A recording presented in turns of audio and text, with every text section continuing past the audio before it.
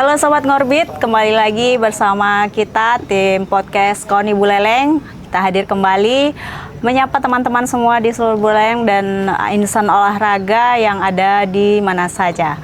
Baik Sobat Olahraga, kali ini kita akan membahas sisi lain dari olahraga yang biasa dikenal masyarakat umum hanya untuk pembibitan dan juga prestasi. Tetapi ternyata cabang olahraga ini menyimpan sebuah keunikan ya atau sisi lain, yaitu juga manfaat kebugaran dan juga kesehatan. Pada sesi kali ini kami menghadirkan narasumber dari cabang olahraga akuatik Kabupaten Buleleng. Apa saja yang akan kita bahas mungkin nanti akan kita perdalam lagi bersama 3 narasumber yang sudah hadir di kolam Nirmala Asri Kabupaten Buleleng. Baik Sobat Ngorbit, di sini kita sudah kehadiran 3 narasumber kita dari cabang akuatik Kabupaten Buleleng. Yang pertama ini ada Bapak Ketua Umum Akuatik Buleleng yang hitam-hitam manis nih, Pak Made Sumargo Jaya. Terima kasih Bapak sudah hadir bersama kita hari ini. Terima kasih kembali. Gimana kabarnya Pak? Sehat Pak? Nampaknya Bapak selalu bahagia ya? Bahagia dan sehat. Terus dan ceria terus ya Pak? Ceria terus. Ya, kita jangan berpikir yang ruwet-ruwet aja. Oh gitu ya. Hari ini gimana Pak? Padat jadwal apa gimana nih? Sementara padat jadwal sampai nanti jam 7 sudah ditunggu webinarnya. Webinar tentang keolahragaan juga dari Akuatik Nasional PB-nya ya. Jadi untuk persiapan kejuaraan open water. Di mana nih Pak? Di Jakarta. Oh di Jakarta. Di Jakarta open waternya. Baik Sobat, jadi Pak Sumargo ini selain jadi Ketua Umum Akuatik Buleleng, beliau juga Ketua Igornas Kabupaten Buleleng ya. Oke, yang kedua kita kedatangan yang muda nih. Jadi yang kedua adalah narasumber kita atlet akuatik berprestasi Buleleng, andalan Buleleng ya. Gusti Bagus Pramana Daniswara. Benar. Selamat sore. Sore. Gus Pram ya, biasa disapa nih. Gus Pram ini salah satu atlet berbakat Buleleng di bidang renang ya. Jadi terakhir katanya Gus Pram dapat emas nih. Iya betul, di emas. event Asian School Game. School Game. Oke, terima kasih ya. Sudah datang di sini di tengah kesibukannya menjadi seorang siswa dan juga atlet Buleleng. Yang ketiga ada Bliyogi Arya Laksana. Ya, betul. Selamat sore. Bliyogi ini adalah pelatihnya Gus Pram yang melewat tangan dinginnya itu bisa membuat Gus Pram berprestasi seperti saat ini. Oke pemirsa, sebelum kita lanjut mengobrol lebih dalam terkait dengan akuatik Buleleng, kita akan jeda sejenak untuk segmen selanjutnya. Baik Bapak, kita mengawali perbincangan hari ini mungkin saya ke Pak Sumargo dulu ya. Nah, jadi Pak, untuk akuatik Buleleng ini sebenarnya sama nggak sama dulu bukannya namanya renang Pak? Ya. Ini apa yang membedakan nih? Atau mungkin ada perubahan nomenklatur baru sehingga sekarang namanya akuatik? Ya, baik terima kasih Bu Lili. Jadi sejarahnya itu barusan itu dari top organisasi PRSI itu berubah menjadi top organisasi akuatik Indonesia. Itu bermula sejak November 2024. Perubahan ini bermula di PB Akuatik Indonesia Jakarta Pusat, di mana kenapa dirubah menjadi akuatik karena di akuatik itu terdiri dari beberapa cabang olahraga lagi. Jadi tidak hanya renang nih Pak? Tidak aja renang, ada yang namanya renang kolam. Renang kolam. Kemudian ada renang artistik. Ya, ada renang di kolam terbuka atau open water di laut. Dan terakhir ada polo air. Satu lagi ada loncat indah. Loncat indah. Ya, loncat indah. Jadi dari ke-6 ini disatukan menjadi top organisasi akuatik Indonesia. Yang sebelumnya berbeda-beda. PRSI ini Persatuan Renang Seluruh Indonesia. Jadi orang menganggap PRS itu hanya cabang renang saja. Padahal di dalamnya ada polo air, ada renang indah, ada loncat indah, ada kolam renang terbuka dan di kolam itu sendiri. Nah, sehingga supaya tidak salah arti gitu. Jadi ini keputusan dari PB pusat begitu. Gitu. Tapi kalau kita di Buleleng nih dari ke-6 jenis akuatik sendiri sudah ada semuanya, Pak? Yang kita sudah siap persiapan Porprov Bali 2027 itu kolam renang kolam, kemudian renang terbuka, kemudian sama polo air, tambah renang artistik sudah siap. Jadi 4 cabang ini kita sudah siapkan untuk persiapan Porprov Bali 2027. Oke. Tapi kalau sejauh ini untuk perkembangan akuatik Buleleng gimana, Pak? Melihat dari mungkin perbandingannya 1-2 tahun ke belakang lah. Ya. Jadi kalau lihat kita sebelum COVID ya.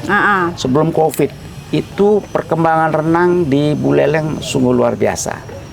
Ya. Sungguh luar biasa. Nah, jadi dengan adanya COVID selama 2 tahun stagnan, kita nggak bisa latihan di kolam. Oh gitu. Akhirnya banyak atlet-atlet renang itu mengambil alih ke olahraga lain gitu. Sehingga kita tidak bisa latihan kontinu di kolam renang. Karena kita kan ada keterbatasan gitu. Nah, dengan demikian stagnan jadinya, tidak ada perkembangan prestasi. Nah, pada saat renang di Porprov di kemarin itu tahun 2023 kita hanya perak saja. Belum mencapai emas. Nah, tahun 2025 kemarin itu sudah meningkat menjadi 1 emas. Berapa perak ya? 7 perak. 7 perak. Artinya sudah mulai dari pasca COVID, mulai dari nol lagi, ya, kemudian baru bangkit lagi. Ya. Sekarang sudah mulai ada ria-ria untuk bangkit kembali meraih juara ya, Pak? Ya, di samping itu juga akuatik Buleleng itu setiap tahun wajib mengadakan kejuaraan. Mengapa demikian? Kalau tanpa ada kejuaraan, mereka tidak akan ada motivasi untuk berenang. Untuk apa saya latihan berenang tanpa ada kejuaraan begitu? Nah, di samping itu untuk memotivasi masyarakat bagaimana renang itu, maka kejuaraan ini sangat memberikan andil kepada anak-anak sekolah. Nah, ketika mereka mendapatkan juara piagam itu bisa digunakan untuk mencari sekolah. Khususnya sekolah-sekolah favorit melalui jalur prestasi. Nah, dengan demikian akuatik Buleleng selalu siap. Siap memberikan rekomendasi kepada sekolah-sekolah yang dituju bahwa yang ini memang benar adalah atlet renang Buleleng. Kalau sejauh ini dari akuatik sendiri membawahi berapa klub, Pak? Kalau akuatik sendiri sekarang ada 8 klub. 8 klub. Jadi dari ke-8 klub ini, nah, bersyukur KONI Buleleng selalu memberikan yang terbaik buat akuatik Buleleng, di mana kita diajak untuk bagaimana upaya kita untuk mendatangkan pelatih-pelatih dari luar. Contohnya kemarin di Albert Sutanto gitu. Nah, itu juga mempunyai bagi pelatih itu sangat bermanfaat gitu ya. Bermanfaat. Oh, ternyata seperti ini gitu untuk meningkatkan prestasinya. Sehingga jadi berupaya secara sustainable itu kita akan mengundang pelatih-pelatih yang betul-betul kawakan gitu untuk menangani atlet berprestasi. Oke, Pak Sumarga tahan dulu nih, nanti informasi lebih lanjutnya. Kita ke beli yoga dulu nih sebagai pelatih ya. Kalau melihat perkembangan renang lagi ya, akuatik sekarang namanya ya. Akuatik di Bali tentu ini persaingannya juga cukup ketat dibandingkan dengan terutama Badung, Denpasar gitu. Nah, kalau Buleleng sendiri melihat persaingan ini gimana nih? Sebenarnya kita masih potensi nggak untuk bisa melampaui lah? Oke, gini Mbak ya, melihat pada prestasi untuk saat ini kan kita jadi kabupaten terkuat. Ya. Terkuat. Artinya kita tuh bisa bersaing di Kabupaten Denpasar, Badung, dan kita Buleleng. Nah, melihat potensi tersebut itu berkaca juga pada sebelum-sebelumnya yang emang pembentukannya yang emang harus diawali dengan ya bersakit-sakit dahulu seperti itu. Ya, dari awal COVID, kemudian atletnya yang mulai menipis. Jadi di sanalah kita mulai pembentukannya dari awal lagi, ya dari awal lagi, sehingga dengan bantuan dari Pak Sumarge ya, selaku dari Aquatic, memberikan banyak pelatihan, memanggil pelatih-pelatih yang bagus untuk perkembangan sumber daya manusia pelatih di Aquatic Buleleng, tentunya benar-benar sangat bermanfaat bagi kita. Jadi dengan kedatangan pelatih tersebut, jadi kita bisa mengeksplorasi lebih lah tentang bagaimana menciptakan atlet yang bisa menjadi juara, apalagi bisa berprestasi. Jadi sekarang lumayan bagus prestasinya, mulai dari 2024 yang tembus Porjar juara umum 2, 2025 Porjar juga juara umum 2, kemudian untuk pertama kali juga Buleleng Porprov bisa meraih emas dan bisa masuk juara umum juga, dan kemarin 2026 juga masuk lagi juara umum Porjarnya. Nah, itu juga udah memberikan apa namanya ya, sebuah penghargaan lah buat saya, apalagi dengan kondisi kepadatan atlet-atlet yang harus betul. sekolah, sekolah, les dan sebagainya. Jadi ya dengan seperti itu membuat kita bangga juga. Oke, kita sebenarnya nggak kalah gitu dari Kabupaten kita nggak kalah. Badung dan Denpasar. Potensi kita punya, bibit kita punya, tinggal diasah lebih dalam lagi gitu ya. Oke, Bli. Kalau orang awam melihat bidang olahraga akuatik ini kan lebih pada juara dan prestasi ya. Tapi di baliknya itu kan ada semacam manfaat kesehatan nih. Kalau menurut Yogi sendiri yang sudah menggeluti melatih anak-anak di renang ini, kenapa nih cabang olahraga renang atau akuatik ini disebut dengan olahraga yang paling lengkap lah? Kalau olahraga paling kompleks memang benar ya, karena seluruh badan, seluruh sendi, seluruh otot digerakkan di olahraga renang. Dan untuk kesehatan ya benar-benar untuk kesehatan, apalagi yang punya beberapa penyakit asma seperti itu, kemudian ada yang mengalami ingin meningkatkan tinggi badan juga masuk juga di renang. Perbaikan postur tubuh ya? Perbaikan postur tubuh juga bagus untuk di renang. Jadi benar-benar karena dari dulu emang renang itu direkomendasikan untuk para yang ingin terapi. Ya, karena olahraga kompleks yang harus menuntut kerja seluruh otot dan seluruh tulang. Ya, apalagi untuk kapasitas paru-paru. Ya, jadi benar-benar harus dipaksa gimana caranya biar tetap bisa berenang. Ya. Kalau dari sekian banyak atlet yang Bli miliki ini memang ada ya yang masuk awalnya hanya untuk terapi dan kesehatan, tapi kemudian akhirnya jadi atlet gitu. Ada Mbak. Ada. Atlet ini ya. Gus Pram salah satunya. Pas sekali berarti ya. Oke. Awalnya dia itu renang memang karena punya penyakit asma. Nah, awalnya memang punya penyakit asma, dan ketika saya latih ternyata dia punya bakat. Ya, punya bakat, mulai dari daya tangkapnya dia bagus. Jadi di sanalah saya mencoba untuk sedikitlah merayu orang tuanya supaya enggak datang ke kolam hanya untuk terapi berenang saja. Dicobalah untuk lebih ke depannya lagi. Cobalah lebih giat lagi latihan, gimana siapa tahu bisa berprestasi. Itu awalnya. Jadi awal-awal juga para atlet juga rata-rata sih datang ke kolam kan cuma untuk terapi, Mbak. Ya, tapi orang tua kan tidak melihat potensi anaknya. Yang melihat itu kan para pelatih gitu. Jadi ketika kita melihat ya kita meyakinkan orang tua bahwa datang ke kolam bukan hanya untuk terapi, tapi cobalah untuk berprestasi juga untuk demi Buleleng. Oke. Ini jadi menarik nih. Jadi renang untuk ya memang sebelumnya belum ada mungkin penelitian yang pasti yang menyebutkan bahwa renang itu menyembuhkan asma gitu. Tetapi kan ini sudah ada Pak. Ada Sudah ada. Nah, ini bagian mananya nih Billy? Kok bisa gitu? Ya. Atau mungkin saya jawab. Oke. Dibantu Pak Sumarge boleh. Baik, terima kasih. Itu awalnya saya selaku pelatih renang itu di kolam renang Mbu. Nah, kebetulan itu anaknya Dokter Namo Putra, spesialis paru-paru. Oh, ya, betul. Ya, mereka dua punya anak perempuan yang kebetulan juga asma. Nah, jadi asumsi bahwa penyakit asma itu kalau di air kan kambuh dia. Asumsi ya. Ya, asumsi ya. Tapi kenyataannya? Setelah saya diskusi, ternyata renang itu tujuannya adalah untuk menghirup oksigen sebanyak-banyaknya.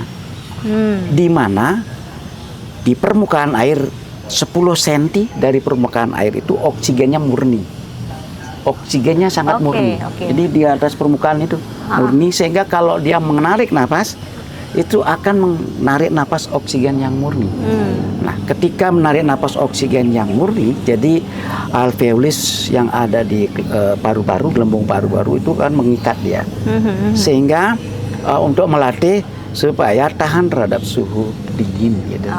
Nah itu tuh menurut penelitian beliau, akhirnya dengan demikian saya paham, oh ternyata renang itu adalah untuk terapi orang-orang yang memiliki penyakit asma.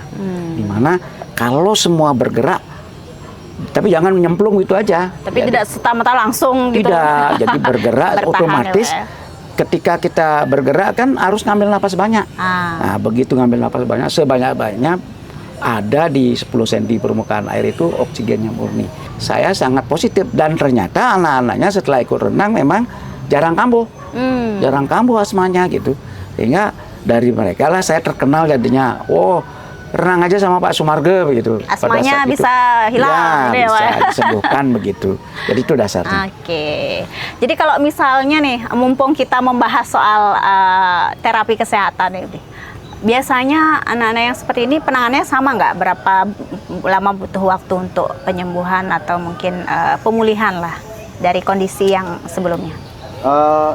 Menyesuaikan dengan dia datang ke kolam, Mbak. Ya, dan penanganannya juga di kolam juga berbeda-beda. Mungkin ada yang baru berenang 100 sudah mulai kambuh, ya mungkin kita kasih jeda istirahat yang lebih lama gitu. Mungkin ada yang bisa 200-300 meter berenang nggak kambuh, ya kita bisa tingkatin lagi jaraknya. Jadi seperti itu. Jadi bertahap kita, ya? Bertahap. Jadi kita bertahap, kita nggak langsung.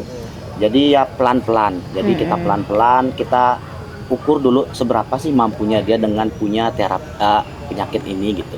Jadi nggak langsung kita harus paksa dia berenang yang Berarti ini salah satu keunggulan dari cabang akuatik ya berarti untuk terapi kesehatan dan juga bisa untuk prestasi plusnya. Ini nampaknya nih Gus Pram udah anggut-anggut dan sama senyum-senyum dari tadi, sepertinya sesuai banget gitu ya. Mungkin Gus Pram dulu awal ikut renang kelas berapa? Dulu awal ikut renang itu kelas 2. Kelas 2 SD. Iya, karena kan gampang sesak nafas kalau lari-larian gitu kan. Terus akhirnya disuruhlah coba renang dulu. Awalnya kan takut sama air kan. Nyemplungin kepala ya takut sebenarnya. Akhirnya baru dilatih pelan-pelan, akhirnya lebih berani sampai sekarang deh keterusan. Sekarang Gus Pramnya kelas berapa? Sekarang udah kelas 3 SMA. Oh, udah mau tamat. Iya. Mantap. Tapi memang merasakan ya perubahan ya setelah ikut renang.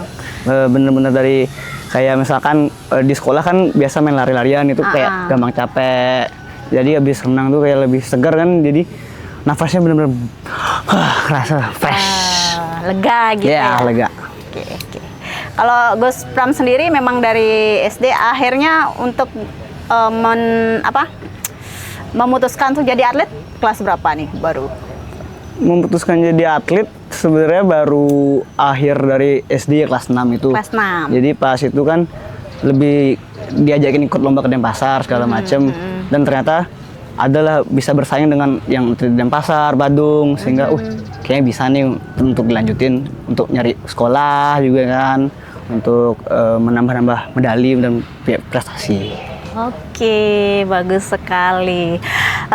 Mungkin kalau Gus Pram sendiri sudah mungkin merasakan langsung gitu ya manfaat dari renang. Selain nafasnya bisa lebih lega, mungkin ada manfaat lain yang Gus Pram rasakan nih selama ini. Mungkin tidurnya jadi lebih nyenyak, lebih fokus gitu belajar di sekolah. Oh iya. Jadi kan karena Kak Yogi juga kalau kita renang tuh dikasih arahan segala macam, misalkan kita berenang berapa kali, harus bagaimana tangannya, tekniknya dengan segala macam, jadi lebih gampang nangkep, jadi lebih bisa untuk fokus pada saat mungkin di sekolah itu, jadi guru menjelaskan tuh jadi lebih gampang nangkep kotak juga. Terus tuh kalau renang juga kan bikin capek banget tuh karena full body dia olahraganya, jadi kalau tidur itu bener-bener pulas. Oke, nggak pernah yang namanya kesulitan tidur Nggak. gitu ya? Pasti langsung hap tidur. Tidur. Kalau sekarang nih Gus Pram kan sudah banyak nih dapat prestasi nih, udah Lumayan. melanglang ke Buana, mungkin nggak hanya di kabupaten, provinsi, bahkan juga udah ke nasional, mungkin ke ASEAN juga. Mungkin bisa diceritakan sedikit prestasinya Gus Pram terkini nih, yang paling tinggi lah untuk capaian sejauh ini. Oh, untuk kalau yang paling bergengsi itu terakhir di bulan November ya kalau nggak salah itu di Asian School Game. Jadi itu tuh kan sebelumnya ada Popnas dulu, Pekan Popnas. Olahraga Pelajar Nasional. Iya. Jadi di situ yang mendapatkan medali perak dan emas akan masuk tim nasional untuk melaju ke ajang Asian School Game ini. Lalu terakhir itu saya ke Brunei, di mana pada saat itu saya mendapatkan medali emas di nomor 50 meter gaya kupu-kupu. Gaya kupu-kupu. Ya. Oke, mantap kali. Emang khusus gaya kupu-kupu, apa gaya lain juga bisa menguasai? Kayak kemarin misalkan porprov juga saya dapatnya di gaya bebas 200 meter dan punggung juga bisa kayak punggung. Satu lagi nih pertanyaan buat Gus Pram nih, selama berarti sudah hampir berapa tahun ya di renang? 10 tahun tahun di lebih. renang. Ini tantangan terbesar ikut di renang nih apa menurut Gus Pram? Tantangan terbesar itu sebenarnya jenuh sih. Oh, sempat Apalagi jenuh kita juga. kan latihan hampir 8 kali seminggu, 10 kali seminggu, tentu pasti ada bosen, capek, apalagi si sekolah. Pulang sekolah kan langsung latihan, atau enggak pulang latihan itu pagi-pagi, langsung berangkat sekolah lagi. Pasti ada rasa capek, bosen, kadang kan bisa sampai nggak mau renang, jadi iya, itu sih tantangan terbesarnya. Pernah bolos nih sama Kak Yoga? Atau cari-cari alasan gitu? Sering. Oh, sering. Kalau seperti itu memang udah dimaklumi aja gitu ya, Bu ya? Ya, dimaklumin, Mbak. Jaga kita sebagai pelatih itu kan tidak terlalu memaksakan. Kalau kita tuh juga tahu kondisi atletnya gimana. Misalnya pulang sekolah, udah moodnya nggak bagus, mukanya udah jenuh, ya kita sesuaikan lah programnya. Jadi kita nggak harus nuntut atlet itu harus terus-terusan latihannya, nggak. Jadi kita harus menyesuaikan juga dari recovery-nya juga. Oh, Udah. gitu. Biar menghindari seperti tadi tantangannya jenuh dan bosan. Apa mungkin ada sesi latihan yang agak sedikit bergembira gitu, ada Iya, diselipkan pasti. gitu ya? Pasti ada, Mbak, pasti ada. Cuma itu kalau latihan bergembira itu sih setelah event biasanya. Jadi kita latihan serius dulu, kalau latihan serius sampai event selesai. Habis itu kita kasih libur, baru kita awal masuk kolam lagi setelah libur, ya latihannya senang-senang dulu. Ya, jadi ningkatin motivasi ke kolam dulu. Setelah dia udah mulai kita lihat moodnya udah mulai bagus, baru lanjut lagi ke latihan normal. Oke. Nih, Gus Pram, Ya. satu lagi nih. Kalau misalnya ada nih anak yang ingin mengawali untuk belajar renang, mungkin Gus Pram punya tips sendiri untuk mengajak kata-kata untuk mengajak Oke. lebih banyak anak untuk berolahraga gitu ya. Oke. Sekarang kan banyak kan anak-anak sekarang main HP, main game dan lain sebagainya.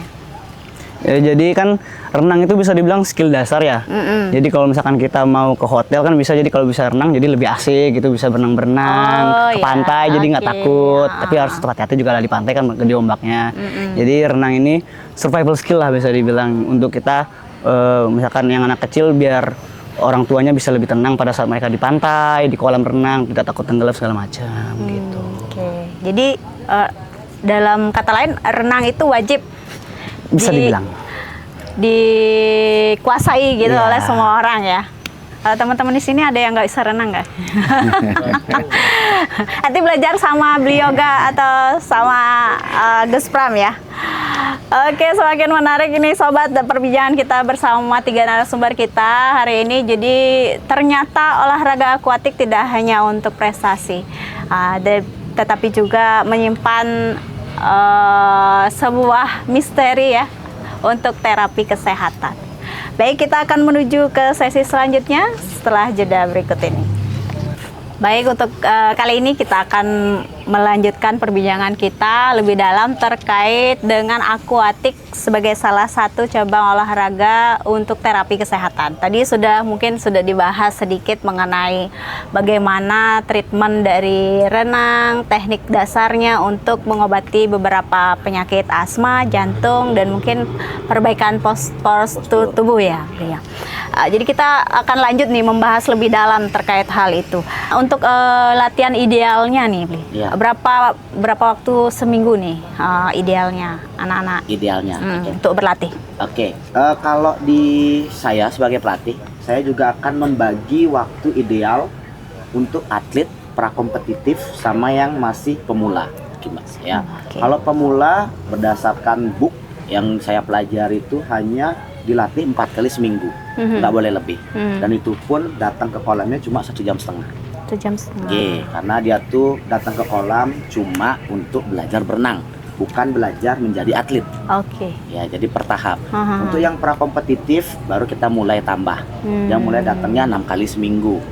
Jadi di latihannya kita mulai tambah ya kekuatan tangannya, kita mulai latihan speed, latihan dive loncat, kita mulai latih di sana dive loncat. Terus untuk yang atlet seperti Gus Pram, udah 8 kali sampai 10 kali. 8 kali ya, jadi 8 kali ada yang double, contohnya di Sabtu pagi, Minggu sore, Sabtu pagi, Sabtu sore, terus ada yang minggunya pagi gym, nanti sorenya berenang, jadi bisa double. Ya benar-benar jadi ketika udah di fase atlet seperti Gus Pram, ya memang datang ke kolam untuk menjadi juara, bukan datang ke kolam sekedar belajar lagi. Kita ke Gus Pram mungkin ya. Oke. Jadi gimana nih mengatur waktu latihan yang kayak tadi beliau katakan itu 8 kali dalam seminggu. Gus Pram ini kan sekolah juga, apalagi full day ya, pulangnya sore-sore, pasti udah capek banget, di otaknya capek. Atau mungkin saat latihan renang malah jadi pelampiasan atau rilis stresnya nih. Oke, bisa jadi juga kan.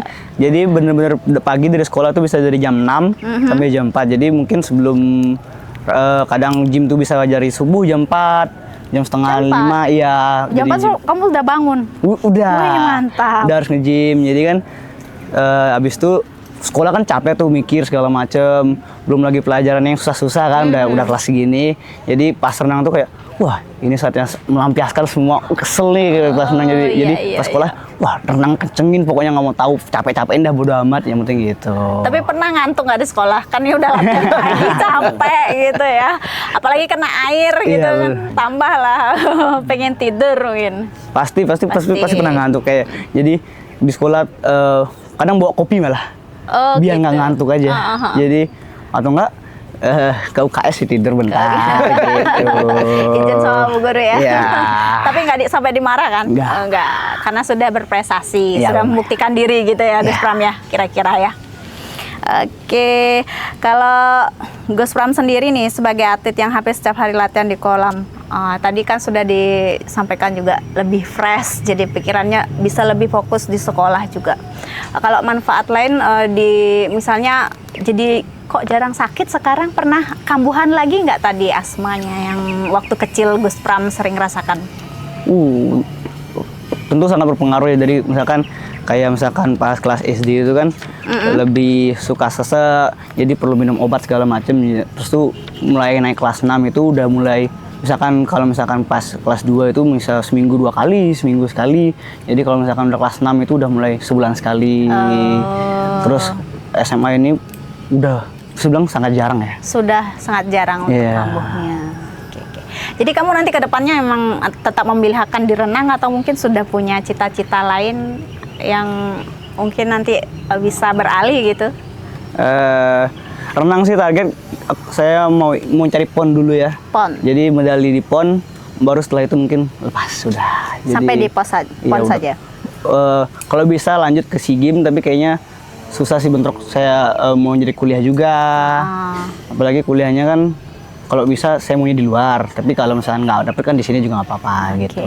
Kalau cita-cita Pram sendiri apa nih sebenarnya? Memang dari kecil ada sempat ternyang nggak jadi atlet gitu. Dari kecil nggak ada sebenarnya jadi atlet kan. Memang nggak ada ya? Ya tiba-tiba orang tua nyuruh nyoba renang aja dulu awalnya kan. Wah baru kepikiran jadi atlet lah setelah renang ini kan. Tapi setelah mungkin naik beranjak SMA gini, jadi mikir wah kayaknya nggak bisa direnang doang, harus diimbangi dengan pelajaran dan ilmu-ilmu lainnya begitu. Oh gitu. Tapi cita-citanya sekarang mengarah ke apa nih? Yang paling gini sih kalau bisa maunya kuliah di hukum atau enggak teknik. Teknik ya. Oke. Siap. Calon pengacara atau jaksa ini berarti Gus Pram ya. Ya mudah-mudahan atlet renang atau prestasi renang ini bisa menggiring ke puncak karir selanjutnya. Astaga. Tapi sebenarnya ini memang salah satu jalan ya Pak? Ya. Kalau misalnya atlet prestasi ini memang gampang kemana-mana kan ya? Ya, memang sudah fasilitasi, terutama kayak kemarin itu atlet beleleng atas nama Eva Lilian van Lenden kan dapat tahun 2016 itu dapat emas dan perak Di PON ya Pak? di PON. Nah ketika itu juga ditelepon oleh dari PB, ditawarin kerja langsung di Telkom mana saja gitu, dan petugas dalam dia. Ya, tapi sayangnya Eva Lilian nggak mau dia. Jadi karirnya di renang nggak boleh putus gitu.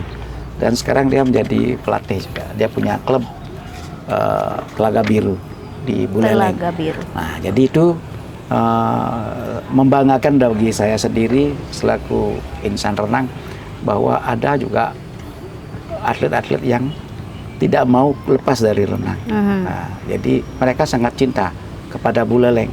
Banyak tawaran, DKI nawar ketika saat emas kemarin tuh, DKI ditawar ke DKI.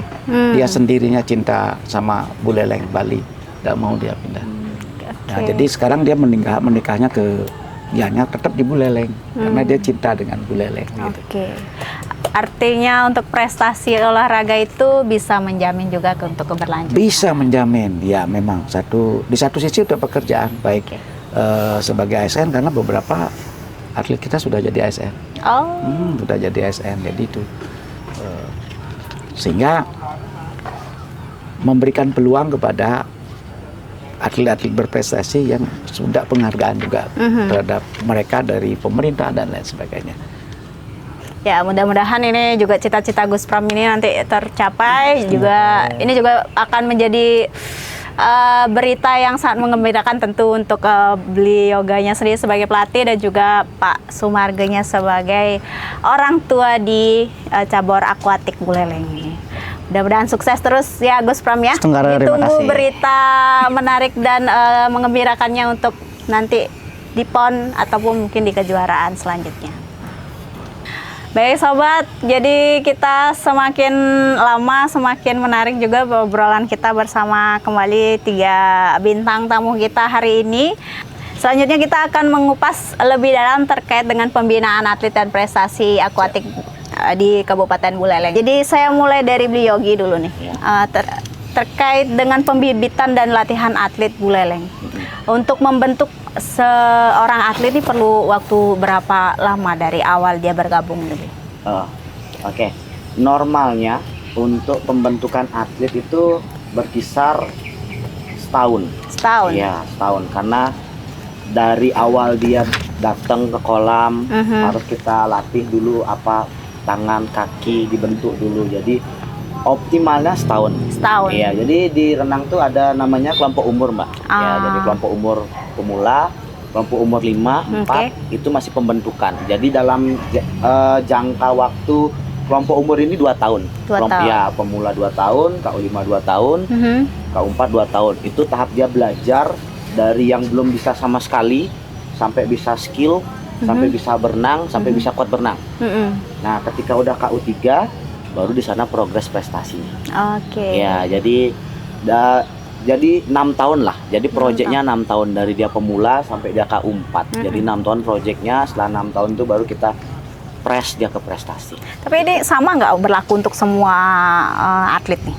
Atau menyesuaikan dengan kondisi masing-masing? Ya, menyesuaikan dengan kondisi bakat, Mbak. Contohnya seperti ini termasuk atlet Gus Pram ini termasuk cepat. Daya tangkapnya ya. Jadi daya tangkapnya dia cepat di antara teman-teman yang lain. Jadi ketika saya memberikan suatu program latihan, dia paling pertama dia paham dan ngerti apa maksud dari program itu. Jadi itu juga jadi pemicu salah satu ya jalan tercepat kalau ingin belajar renang.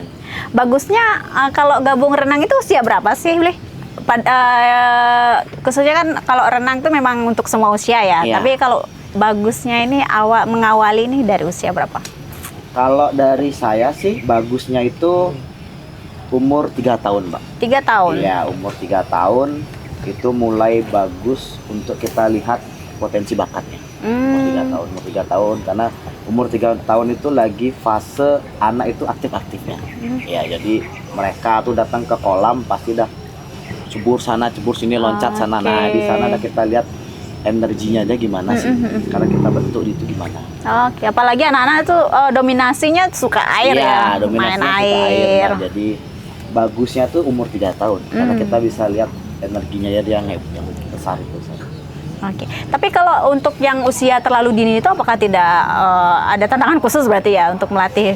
Iya, ada tantangan khususnya pasti ada, Mbak. Setiap melatih pasti ada. Ya lebih ekstra aja kita memberikan. Yang kalau yang terlalu dini, jadi kita harus lebih memberikan perhatian yang lebih ekstra gitu ya. Yang susahnya apalagi balik lagi ketika yang tidak mempunyai bakat atau potensi daya tangkap itu kan kita harus berkali-kali mengingatkan. Ketimbang yang emang dia memiliki bakat gitu ya, jadi agak lebih cerewet lah sebagai ya. Tapi Bli, dari sekian banyak atlet yang Bli miliki nih kan tidak semua yang dari awal ini akhirnya terjaring dan menjadi atlet nih. Pasti ada yang lepas. Dan apa sih yang membedakan antara yang memang datang untuk hobi dan yang datang itu untuk dibina atau mungkin dicetak sebagai atlet? Yang membedakan mereka ini apa nih? Di mananya? Yang membedakan itu adalah disiplin yang paling pertama, Mbak. Oh, ya, disiplinnya. Kemudian dia semangatnya dia datang ke kolam. Ya, itu yang sering saya lihat itu ketika atlet berbakat, dia datang ke kolam benar-benar badannya dia sudah siap untuk melahap program. Beda sama yang datang ke kolam untuk mengikuti kemauan orang tua. Ada yang seperti jadi nggak kliat-kliut gitu ya selamalnya. Datang ke kolam sekedar datang dikasih program selesai ya selesai. Mau targetnya nggak tercapai, mau targetnya tercapai dia tidak peduli. Tapi kalau emang atlet yang emang atlet benar-benar ingin datang ke kolam berprestasi, ketika melahap program dia nggak masuk target, ya dia pengen minta lebih set biasanya. Gimana caranya dia kalau set 1 tidak masuk, nambah set 2, gimana caranya biar terus bisa tercapai. Malah ada yang kurang, merasa kurang, merasa ketagihan. Termasuk Gus Pram nih? Termasuk. Termasuk ketika dia nih Gus Pram kalau nggak masuk target udah pasti ya ada kecewanya, dia pasti minta lagi, coba di mana kurangnya, coba dianalisis. Kayak gitu dia biasanya. Memang muncul dari atletnya sendiri ya berarti ya. Muncul, jadi kita bukan sebagai pelatih dan murid tapi sebagai kakak dan adik. Asik. Jadi ya kadang ada beberapa hal yang dia tahu dan dia searching yang saya tidak tahu. Gitu. Kita saling sharing ya gitu. Jadi nggak semata-mata dari saya aja. Itu juga bagus untuk mengikat hubungan chemistry ya, antara atlet dan pelatihnya. Betul. Oke, baik. Terima kasih Bli Yoga nih informasinya. Nih kita lanjut lagi ke Pak Sumarga nih biar nggak ngantuk nih bapaknya nih. Kayaknya udah tadi ada gini-gini. Masih semangat nih nggak Pak? Masih semangat. Sambil lihat sunset kita nih di sini Pak ya. Oke Pak. Pak, ini kolam Nirmala Asri yang menjadi pusat latihan akuatik buleleng nih. Sejauh ini Pak, ini kan sudah standar yang kita tahu, ini standar nasional ya Pak ya? Ya, standar nasional. Oke. Untuk pembibitan sebenarnya buleleng sudah cukup dari segi sarana prasarana. Tetapi ini masih memerlukan apa lagi nih Pak untuk bisa mengimbangi inilah kabupaten lain yang jadi lawan terberat kita nih. Terima kasih Mbak Lili. Dasar pertama adalah bagaimana akuatik buleleng itu setiap tahunnya mengadakan event lebih dari 1 kali. Kenapa demikian? Jadi supaya terjadi kompetisi di sana.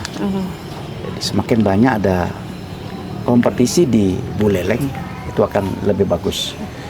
Yang kedua, bagaimana upaya akuatik buleleng itu untuk menerobos ke wilayah-wilayah seperti Kubu Tambahan, Perjekule, ke baratnya itu Seririt, Roga, untuk bisa mencari potensi-potensi calon atlet renang.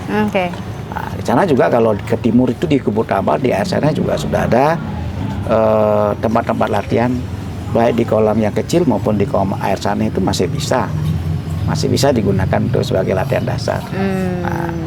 Nah, oleh sebab itu nanti dibutuhkan juga calon pelatih yang khusus berasal dari wilayah timur sehingga tidak jauh mereka itu untuk datang khusus ke Kubutambah atau ke Seririt gitu. Sementara ini ada beberapa pelatih di kota itu mengajar ke Seririt. Oh, jauh gitu ya, jauh, Pak ya. ya. Ini yang menyebabkan mungkin belum merata gitu, Pak. Belum merata, itu yang menyebabkan, sehingga saya memberikan motivasi kepada khususnya guru-guru olahraga ya, jadi untuk mengambil hikmah daripada melatih renang ini. Nah, itu banyak sekali. Pendekatannya khusus nih, Pak. Iya, itu banyak sekali manfaatnya ya. Jadi secara faktor ekonomis menambah di sana untuk finansialnya. Di samping itu juga untuk dirinya sendiri untuk sehat terus, untuk bisa merangsang putra putrinya dengan sendirinya kan, putra putrinya, tetangganya, muridnya gitu. Nah, semakin banyak ada perintis calon pelatih ini semakin bagus. Nah, di sanalah tujuan daripada gimana upaya daripada Aquatic Buleleng untuk tetap mengembangkan sayap. Jadi tidak hanya di kota aja nanti atlet-atletnya. Dan sekarang sudah sampai di Cempage. Dari Cempage itu. Tapi mereka masih latihan jauh. Latihannya ya, Pak? di sini. Jadi mereka tapi tetap semangat. Semangat. Oleh sebab itu saya sangat antusias dengan atletnya dan orang tua yang mau mengantar. Nah, ini sangat-sangat penting sekali di mana orang tua kemauan untuk mengantarkan, kemudian menjemput lagi. Dia harus tidak punya rasa bosan. Mana sudah menjadi kenyataan ini, ada beberapa atlet dari Panji, dari Cempage, kemudian dari Banjar itu sudah mulai muncul. Ya, kemarin buktinya di Porjar Bali itu anak-anak SD dari Banjar itu ada 2 yang sudah muncul. Udah 2 yang bagus prestasinya. Kemudian dari Cempage. Nah, yang dari timur ini belum kelihatan. Makanya saya akan berusaha untuk menjemput bola bagi anak raya supaya olahraga renang ini memasyarakat di Buleleng gitu. Oke, satu lagi nih Pak Sumarga. Ya. Apa nih target Aquatic Buleleng saat ini nih? Dan mungkin untuk ke depan jangka pendek lah. Kalau jangka pendek, targetnya adalah ke Porprov dulu. Porprov. Bagaimana upaya kita supaya meraih medali emas sebanyak-banyaknya nanti. Di mana peluang-peluang itu udah terlihat. Tetapi saya tidak mau omong kosong gitu. Tidak mau muluk-muluk membanggakan diri, tahu-tahu nggak ada apa gitu. Tapi saya sesuai dengan target aja gitu. Nah, jadi kayak kemarin juga gitu, sesuai dengan target. Porjar juga begitu. Ya tidak mau ngomong-ngomong itu, saya target 20, ternyata 13 apa kan. Nah, sesuai dengan target karena renang ini adalah olahraga yang terukur. Bisa. Ya. Best time-nya udah kelihatan. Denpasar, Badung, siapa kira-kira turun nanti. Kita udah tahu. Kita pasang di mana nanti gitu. Ya, itu juga sekali. Sebuah strategi dari pelatih gitu. Tapi itu nggak boleh diumumkan nanti. Targetnya mau ini apa, posisi berapa nanti Pak Porprov? Kalau Porprov ya kalau di renang nanti kita berupaya target posisi kedua nanti. Kalau kedua bisa, naik nih. Kalau bisa Sungaru, saya udah pasang sama Yogi sama Eva bisa ada target 2. Kenapa? Sama dengan nomor-nomor ini. Dengan demikian yang jenis baru ini ya Pak? Ya, dengan demikian kita bisa menggali dari nomor-nomor ini. Jadi itu. Kalau penyelenggaraan event nasional nanti dalam jangka waktu dekat ini ada Pak, kita sebagai tuan rumah nih di Buleleng? Kalau di Buleleng belum. Rencananya itu Buleleng Cup, tapi internal. Hanya mengundang beberapa kabupaten kota. Kenapa gitu ya? Kenapa kita hanya beberapa kabupaten kota untuk merangsang kabupaten kota yang lain supaya semangat ya. Jadi kalau misalnya Porprov hanya diikuti oleh 3-4 kabupaten kota kan rugi juga. Kalau tidak dirangsang dengan mengundang mereka tanpa adanya Badung dan Denpasar gitu misalnya. Jadi kan, saya juara gitu. Ya kita dengan juara ini juga kita potensi tuh, kamu pasti juara loh gitu. Ya, jadi untuk merangsang atlet di sini yang potensial gitu. Jadi yang sudah unggulan nggak usah kita ikutkan. Nggak usah kita, yang potensial aja kita ikut lomba di sini gitu. Sehingga adalah sebuah kompetisi yang betul-betul kompetitif merangsang atlet-atlet kabupaten kota untuk ikut serta dalam kejuaraan baik Polprov, O2SN maupun Porjar Bali gitu. Kadang itu yang menyebabkan dia tidak pernah dapat juara, enggan jadinya itu. Enggan. Oleh sebab itu saya rangsang dengan cara ini. Oke. Jadi bagaimana menumbuhkan atlet potensial yang ada di Karangasem, Jemberana dan atlet yang lainnya. Siap, siap. Oke Pak, tadi dari perbincangan kita nih sudah berarti kesadaran dukungan dari orang tua juga sangat luar biasa. Kemudian luar biasa. dari semangat atletnya, Ya. kerja keras pelatihnya. Ya. Kemudian fasilitasi dari Pengkap dan Pengkap. juga KONI Buleleng dan Pengkap Buleleng ya Pak? Ya, luar biasa juga KONI Buleleng. Oke, mungkin ini adalah pertanyaan penutup untuk 3 narasumber kita hari ini. Jadi pertanyaannya, jika nanti ada anak muda apa yang pesan yang ingin disampaikan oleh Blioga, kemudian Gung Pram dan Pak D. Sumarga nih untuk generasi muda kita di Buleleng untuk bisa memulai kegiatan positifnya melalui olahraga nih. Mungkin dari Gus Pram dulu. Itu kayak dulu. Oh, kayak gitu dulu. Oke, siap. Dia masih siapin jawaban Pak ya. Oke, silakan Blioga. Saya berharap sih akan datang lebih banyak anak-anak ya ke kolam untuk berenang. Ya, masalah dia berprestasi atau tidak itu masalah kami sebagai pelatih yang akan membentuk mereka. Jadi saya ingin lebih banyak lagi orang datang ke kolam, melihat dulu, kemudian ikut aktivitas renang. Jadi siapa tahu berprestasi juga lumayan bisa membangkitkan semangat-semangat generasi-generasi ke bawah. Ya, jadi minimal datang dulu lah ke kolam, ajak orang tuanya, bujuk orang tuanya biar bisa ikut renang. Nanti nextnya kan pelatih yang bisa menentukan. Oke. Itu aja. Oke, selanjutnya Pak Sumarga dulu. Oh, siap. Ya. Baik, masyarakat Buleleng, orang tua, saya harapkan untuk datang ke kolam karena renang itu bukan hanya prestasi saja. Itu untuk membentuk pertama yang utama itu bentuk karakter. Di kolam renang itu harus disiplin, kalau dari disiplin ya tenggelam. Nah, oleh sebab itu membentuk karakter disiplin. Betul. Ya, yang kedua untuk kesehatan. Ya. Kesehatan baik yang tidak menderita asma maupun yang menderita asma. Kalau yang menderita asma itu dapat mampu menyembuhkan penyakit itu. Di mana di kolam itu adalah sumber daripada obat. Ya, obat untuk penyakit asma. Bukan saya ini iklan, bukan promo, tidak. Memang benar. Ini dasar penelitian. Searching di Google ya Pak? Ya. Nggak percaya searching tidak, di Google ya? searching di Google. Yang selanjutnya renang itu juga alat untuk meningkatkan prestasi. Nah, dengan prestasi ini kan menambah satu harga diri. Harga diri martabat daripada atlet itu sendiri. Oke. Nah, ketika mereka juara, siapa yang tidak senang? Atlet itu senang, orang tua senang, masyarakat senang, apalagi Pengkap maupun KONI-nya. Daerah luar juga biasa. Pak? Itu Pacarnya juga? Oke. Daerah juga. Apalagi mewakili Indonesia. Woi, mantap sekali. Iya, itu luar biasa. Jadi harapan saya seperti itu. Mari masyarakat Buleleng datang ke kolam untuk berlatih, terutama ya untuk pendidikan karakter. Mantap. Itu yang paling utama pada pertama. Sekian, terima kasih Mbak Lili, luar biasa semangat nih. sekali ini Pak Sumarga nih. Nah, yang terakhir nih Gus Pram nih. Apa pesannya untuk generasi muda Buleleng? Jadi untuk adik-adik kecilku asik. Renang itu benar-benar olahraga yang menyenangkan. Itu bukan hanya bisa dikatakan olahraga individu, tapi dengan adanya teman-teman ada juga junior atau senior itu bisa membuat kita berenang itu lebih asik, menyenangkan, tidak hanya membosankan, merasa kita sendiri di renang. Jadi ada teman-teman yang merangkul, mau membantu kita untuk mendorong kita pada saat latihan segala macam. Jadi nikmatilah semuanya prosesnya. Oke, mantap sekali nih pesan dari ketiga narasumber kita ini. Jadi sudah menyimpulkan semua perbincangan panjang kita hari ini pemirsa. Terima kasih kepada Bapak Sumarga Jaya yang selalu semangat dan murah senyum.